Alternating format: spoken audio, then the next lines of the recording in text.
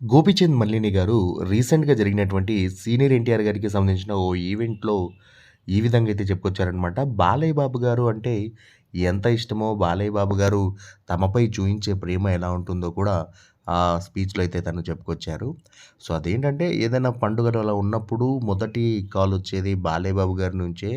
Even ఆ family members అందరినితో కూడా మాట్లాడతారు అండ్ అడిగానని చెప్పమంటారు. సో, చాలా సార్లు ప్రతి పండుగ కూడా ఆయన కాల్ చేసి విష్ చేయడం నిజంగా సూపర్బ్ క్వాలిటీ ఆయనలో. ఆయన చాలా అంటే ఆయనతో వర్క్ చేసిన ప్రతి ఒక్కరితో కూడా ఇదే విధమైన క్లోజ్‌నెస్ మెయింటైన్ చేస్తారాయన.